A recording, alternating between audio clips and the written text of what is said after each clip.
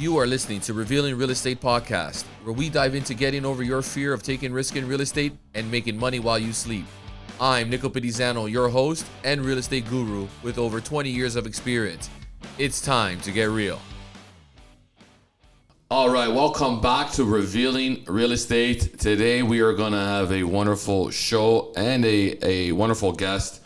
And we are going to really talk about the impact today of the housing market and what is really going on. And to help us get through all this impactful economy that we're in right now is Tom Villano. Tom Villano, welcome to the show. Hey Nick, thanks for having me again. It's been a while. It's been a while, but glad to have you back on. For those that don't know Tom is partner in with Our Mortgages. And he does a lot of our mortgage lending here at the OP team, and we're glad to have him on board today. We are going to talk about, Tom, what is going on today with our economy, and the way I like to put this is a major clusterfuck. Mm-hmm. We are going through some historical trends that we've never seen before, that I've never seen in 20 years of being in business within the economy right now. We are talking about a surplus of inventory. We are talking a lower demand. We're still talking about high interest rates. We're going to talk about tariffs that are happening within our economy. We are going to talk about the election that just took place and what is happening right now and why we're in this predicament right now. We continuously see trends of inventory start climbing within the real estate market, and I'd like to break this down for our audience. January of 2025, we've seen average price points hovering around $1,040,000. We only had about 17,000 homes of inventory on the market, and there was only 3,800 sales that took place, and this is January of 2025, which put our absorption rate of about 21%. Average days on market, 36 days on market. If I keep fast forwarding month over month, February of 2025, average price points jumped by 40,000 to $1,084,000. Very minor increase, maybe about 2-3% in the market. Inventory jumped up to 19,500 homes with a current slight increase in sold transactions and absorption rate still hovering around 20%. So things have been pretty steady. We come to March, average price points at $1,099,000, where we have 23,000 homes available to choose from within the market itself and 5,000 transactions, which we can see that yes, as inventory was coming up, more souls are taking place within the market. Absorption rate jumps to 21%, 36 days on market, pretty steady Freddy at this point in time. April comes around and we see another small, maybe 0.8% of an increase within the market, but we see inventory jumping to 27,000 homes available to choose from, 56, small increase in sold, 5,600 solds that took place in the GTA with an absorption rate of about 20%. But I'm seeing May's numbers coming in right now. We don't have the full market watch report that's provided to us every beginning of the month by the Toronto Real Estate Board. And those numbers are pretty accurate right now. We've seen in May of 2025, we are now hovering over 30,000 homes available to choose from in the GTA. And that's combined in 5 main regions of the GTA. And that is condominium and residential. Mm-hmm. If I break it down even further, that's 17,738 freeholds available. You got 13,690 condos available to choose from within the market. Our current solds for the month of May right now are the lowest that we've seen reported since 2022 of 4,295 solds within the market, which 1,400 of those solds are condos and 2,883 are freehold, mm-hmm. which is only now we're seeing an absorption rate of 13%, which is a big number. The market absorption rate has dropped by 7%. That is a scary figure, and it's showing as of May that trends within the market are going down. Values of homes are going down. Demand is decreasing. Mm-hmm. Inventory is rising. These are all signs to show that our economy is going to get worse before it gets better. Tom, I want you to help me out. Yeah, let's dissect all this and what's happening right now. And I think a lot of those numbers lead to one word, and it's recession, right? And there's a lot of talk now about we're entering a recession. The real estate market. Our GDP relies heavily on real estate. It makes up 12% our GDP in Canada. And when that number takes a hit, it's going to affect other facets of the economy as well. Like yourself, we're seeing a lot of disturbance in the mortgage industry as well. A lot of homes coming in much less in terms of the value. We're seeing an increase in interest in people wanting mortgages on condominiums where values aren't coming in to what they paid. It could have been a project that started 5 years ago, and now the market's they're ready for occupancy, and the market has moved in the wrong direction. Once where we've only seen the market increase, now we're seeing it on a declining level. And that is clearly directed by the numbers that you spoke about earlier as well. There is a lot of inventory in the market. We see it. We know, working with clients where they're looking at other options. They're looking at, not just a handful of homes. They're looking at maybe 20, 30 homes because there's a lot of value out there and there's a lot of opportunity to purchase, whether it's a home or a condo at a reduced value compared to, let's say, 3 or 4 years ago. It's definitely a buyer's market today in our eyes. We're seeing that now where the buyer can negotiate their terms. They can negotiate price. They can negotiate closing terms, deposits, and we're seeing a lot more aggressive buyers. If you're pre-approved and you're ready to buy, that's always a great way to negotiate a better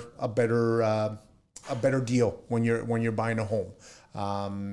Sellers are, we see the sellers are desperate right now. Sellers are desperate to get out, whether they have large mortgage payments or other expenses.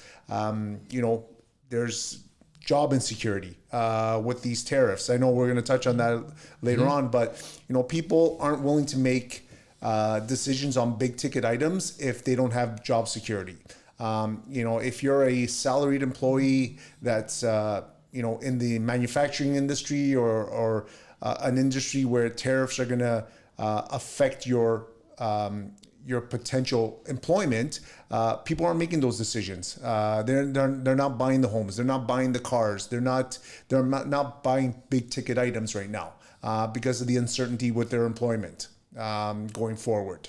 So that's a big talking point right now. It is because and this all comes, and this is my synopolis towards the market itself and the economy, being in business for 20 years. Unemployment is the biggest scary factor here, and I think that is what's continuously the biggest trend that we have to really start following and really look at those numbers, and we're seeing them starting to rise. If we look at the March Market Watch report of 2025, we've seen unemployment rate numbers at 8.4%. When we go into April, we've seen that number rise as well from 8.4 to 9%. Stats are showing right now, I believe we're pretty close to 10% of unemployment within the GTA. And I'll just pull up that quick stat for us here. 9.6% right now. So job insecurity, is really going to lead to more forced sales that are going to take place in the market. And we're seeing that across the board. I've never seen more power sales in my entire career being on the market. I never seen more distress sales, foreclosures really taking place. Wholesale opportunities are available. There's opportunities right now for buyers to really pick up within the market. The Toronto real estate market, to me, thrives because of real estate. When you got pre-construction not selling, new condominiums not selling right now. You got new home freehold developments not selling right now. Sales offices are completely shut down because they cannot lower the values of those homes, and nor do they want to, and they have enough cash to sit on until this market or our government decides to wake up and start doing something here to stimulate things to help them out. So when we see those unemployment numbers, and I've been talking to some friends that are running some really large manufacturing companies that are laying off anywhere between 40 to 50 employees a month. And I think already, and he's going to be doing this for the next 5 months because he can't do it all at once. because there's no new development that's going on within the market. It's a concern. Yeah, an important point there also regarding the unemployment numbers is those are reported by industry, by manufacturers or companies that have salary employed or hourly employed individuals. What that number doesn't take into account are the self-employed individuals, the contractors, the people that can't line up at the unemployment office and collect unemployment insurance while they're off work. So I beg to differ that number is probably going to be at a higher, anywhere between 15 and 18% if you take the true value of our unemployment now. As you pointed out, people aren't starting projects, developers aren't starting projects, so a lot of these small contractors don't have work, or their work has slowed down as well. Even maybe someone that wants to do a renovation project is holding off because of that as well, right? And it doesn't just affect the new home purchases or the resale; it affects everything in the economy. It affects the renovations, and it affects the wanting to upgrade on your home or you're purchasing that second property or purchasing a vacation property. Just a lot of people just put things on hold. It's like pulling back the reins on a horse and saying, hold on, we're gonna just put a stop to everything right now, and we're gonna wait to see where the chips fall before we make any more decisions. So where does that leave us then? What can the Bank of Canada do? And when's the next rate announcement that's going to take place? Because I do believe that if they can, on the resale side of things, because we're seeing a slowdown in the resale side of things. I got townhouses right now that pretty much are not moving up in Oshawa, $799 that they were selling last month for $790, $795. We're very aggressively priced. If we're going to continue going into a downward spiral, the Bank of Canada and our federal government need to wake up and start really reacting a lot faster than what they're doing, because I don't know if they realize that there's a lot of hurt right now. There's a lot of anguish where people are really just suffering because they're taking really big losses today. And this is a very big part of the population. I would say that 90% of the homes that I'm currently selling today are probably in negative cash flow, where they're actually losing money, or there's a lot of distress in regards to the affordability and not being able to make those mortgage payments because there is no jobs and their income is not coming in. And we're seeing this across the board. What are some of the steps that you feel can be taking place that we can help correct this a lot quicker than what's actually happening right now? For sure. I mean, we are seeing, we just got through the lowest interest rate back in 2020 to 2021 during COVID. Lots of people were in the market buying. I think we probably had some of the best years ever in the real estate market during that time. A lot of those people are coming up for renewal. They've gone from negative interest rates or zero interest rate through the Bank of Canada, and people are locking in for 1.5% to 2% on a 5-year fixed. Now they're coming up for renewal, and all of a sudden their payments, based on new interest rates, their payments have gone up. And it's not because their mortgage has gone up. It's just based on interest rates alone that their payments have gone up. The Bank of Canada's lowered interest rates 7 times since our peak. And the last announcement, they didn't move it. No, the last one, there was no movement. Which I thought was a mistake, but who am I? I'm not an economist anyway. I just think from my...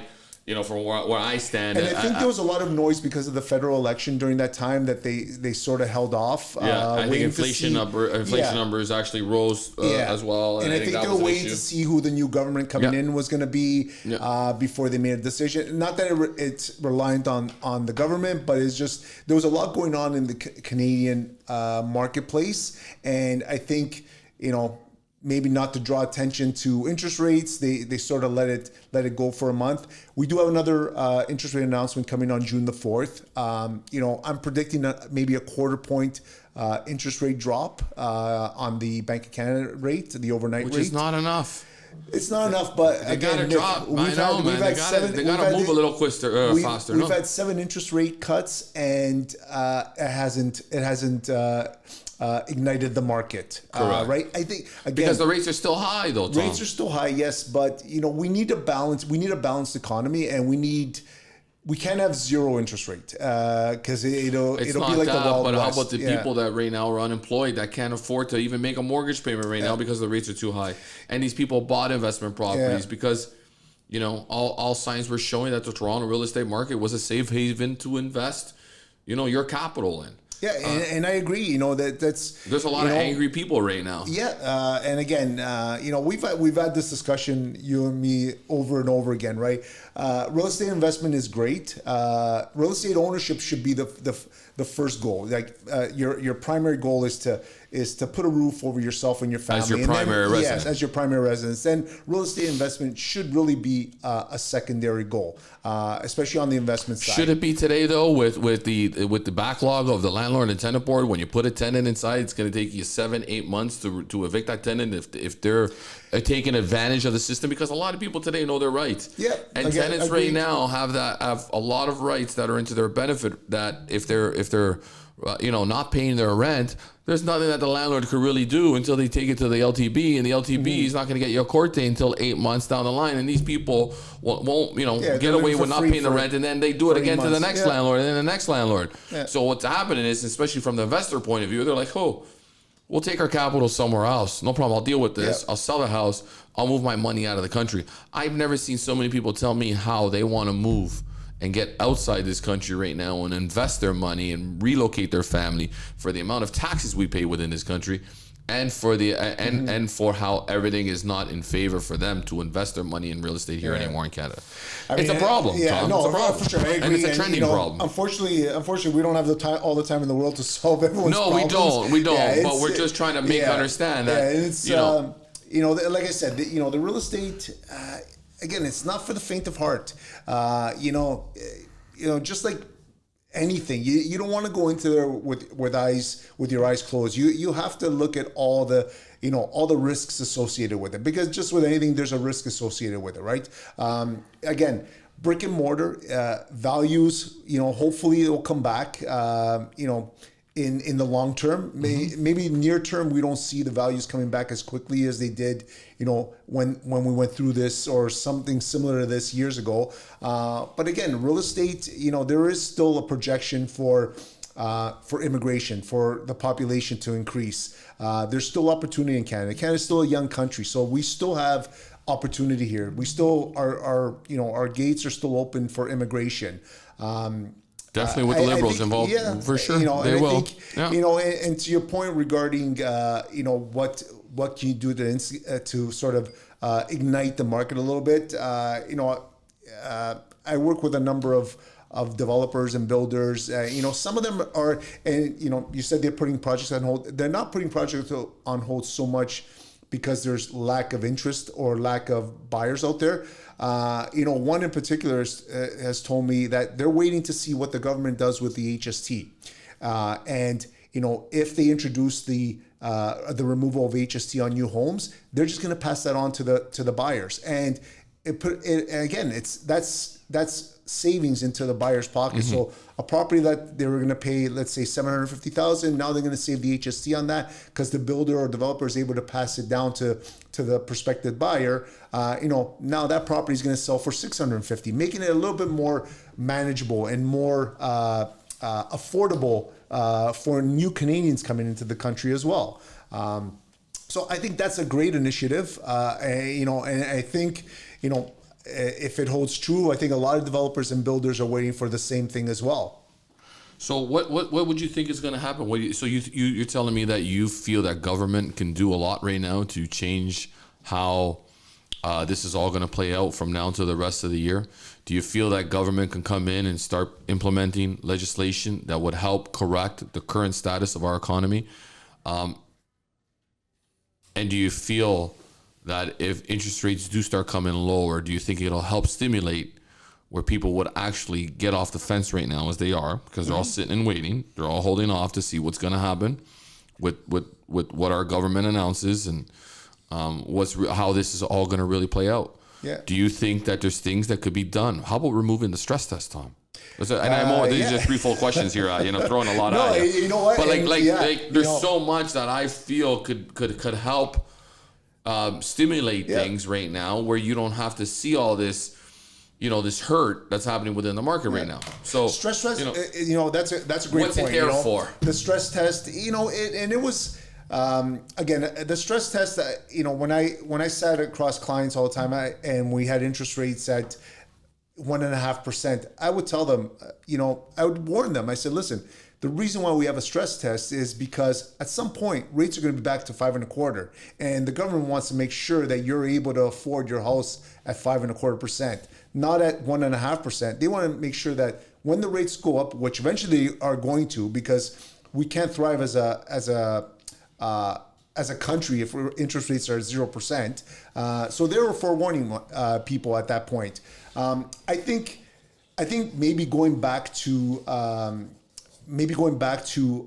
contracted rate might be a way out. So contracted rate is, we qualify you at the 5-year fixed rate, and that's the rate you have to take for the next 5 years, which it'll benefit people in terms of what they qualify for. There have been programs introduced in the last year with CMHC. They increased the purchase price for first-time home buyers to 1.5 million. That was a great initiative. The 30-year amortization, allowing people to be able to qualify for a bigger mortgage amount and a bigger purchase, buying a bigger property. Yeah, and less monthly payments, which people have a tendency to buy. That 30-year has opened up, a number of opportunity for first-time home buyers. Maybe going to 40-year might be, or 35-year might be too much, but that 30-year is sort of the sweet spot. We've, conventional mortgages, that's what we've qualified people at for the last number of years. So why not allow it for first-time home buyers using that CMHC program? Yeah. And again, that CMHC program is great. If for someone doesn't have the 20% down payment, it opens up a lot of opportunity, a lot of first-time home buyers to get into the market at a younger age and sooner, as opposed to having to wait, until they've come up with the 20% as well. Tom, you made some really, really, really good points there, and I couldn't agree with you more from that perspective. So basically, where do you think our real estate market is headed? And I know you can't predict the future. Mm-hmm. We're not asking you to predict the future, and I want everybody to understand that this is just an opinion, and it's a sole biased opinion on yourself. Where do you feel where the resale real estate market is going? And what's your opinion on pre-construction? I still think pre-construction is a great opportunity for people to get into the market. For young people that are living with family, that are looking to move out, within 2 to 5 years, that's a great opportunity, right? Gives you the ability to be able to put away some money during the process of the build, so that when you do move in, you're not sort of throwing all your disposable savings at the new home purchase. I think we're gonna see a little more heartache right now. We're seeing it in the condo market where valuations aren't where they were. Lots of investors in the condo market. As you pointed out earlier, the dream was to own your principal residence and then move on to the investment property. I think pre-construction condo gave people a lot of that opportunity, but now they're having to close on those condos, and there's a little bit of disparity there, right? Valuations aren't coming in. People don't have the savings to make up the difference. So there's a little bit of friction. So what happens at that point, Tom? And I'm sure you're dealing with that a lot. It's a good Somebody question. doesn't have the downstroke anymore. Yeah. Appraisals are coming in a lot less. They bought it for $500. The appraisal comes in at $400. There's a $100,000 gap. What happens? What do people do? They have no choice. There's lots of litigation. There's going to be a lot of litigation. But can you really go sue somebody when they don't have anything anymore? You know, that's and a are good you going to question. go and sue 200 people? Yeah. Well, I'm not okay. 200 is a big stretch, but from my understanding, I'm hearing there's 30 to 40,000 units still to hit the market because people have walked away from. Yeah, and I read the same stats as well, right? So that inventory list yeah. that we see in the resale market is actually flawed because there's still another 30 to 40,000 that got to hit the market. Can you imagine what kind of buyer market that's going to turn into? Yeah, Now, for savvy investors, yeah, it's a great opportunity. I think there's going to be some real opportunities, but an investor right now is going to try to time this. Yeah. Right. In my opinion, I don't see the condo market coming back for the next 2 to 3 years. So what does that mean for our economy when we know the Toronto real estate market thrives on real estate, manufacturing, Tom, hardwood floor. Think about all the things that go into a condo. Yeah, it's plumbing, electrical, trickle effect. Yeah, drywall, moves down to everyone windows, else. aluminum. It's a ripple effect. If we're not going to be building condominiums into the city of Toronto for the next 2 to 3 years, can you imagine the unemployment rate that's going to start rising? I want people to understand today and understand the truth of the market. As negative we don't want this to be, and as positive we try to make things help within the economy, I think this is going to get worse before it gets better. I think there's going to be a lot more tears. There's going to be a lot more crying. There's going to be a lot more of this distress that's going to take toll on families right now. If our government, who's in control of making things better right now, don't react quick. And they need to. And I'm hoping that Mark Carney can step in and really see what's happening within the economy, what's happening within the Toronto real estate market. What do you do now when these buildings have been built? A developer has X amount of dollars invested in this building. They can't wave a magic wand and get rid of the massive amount of inventory. Yeah. But we're in a housing crisis, Tom, right? Yeah. We're in a housing crisis. So incentivize buyers to want to get out within the market. So how do you incentivize a buyer that's been sitting on the sideline, does want to still pay those development, the price of the development, the price points that they were selling at? So what could we do to help them get in within the market to incentivize these things? HST is a huge factor. Maybe a rent-to-own program. Maybe a rent-to-own program, right? Developers and the government put it in play on these buildings or these future developments, right? Well, now the developer at this point in time, if they remove the HST that's going to, or the GST that's going to be taking place on new home sales condominiums, if you remove that, and now the developer is able to drop that price by the 13% charge. I know there's a rebate there, but it's just these are just average numbers. If they drop the value of that condo based on that rebate, would consumers now want to get back into the market and start buying it? I think it would incentivize them with a combination of lower interest rates. I believe so as well. I think any type of savings to the consumer is going to be viewed as a good thing, and they're gonna absorb that, and there are, speaking from my own personal experience, I have kids that are at an age where they're gonna start looking at places to move into, and we've looked at places with them that they're gonna want to, and there's a lot of value out there. We're seeing stuff on reassignment where people are walking away from big deposits and ready to just move on so that they don't get sued by the builder or there's no litigation, right? So there is opportunity out there. They do have to come up with a program. Maybe the builder comes up with a program. Maybe they do to assist a buyer. Maybe they do incentivize that by maybe doing a builder mortgage to help them close these projects, right? Now, at the end of the day, the builder still has obligations as well, whether it's to their banks, to their shareholders. They still have an obligation that they have to meet as well, right? So it's sort of, again, it's a ripple effect. It's a trickle down effect, right, from the top down. And no one's immune to it in this economy that we're in right now. Everyone's being affected by it, and we can only hope for the best that we reach the bottom soon, and there's going to be brighter days ahead for everyone.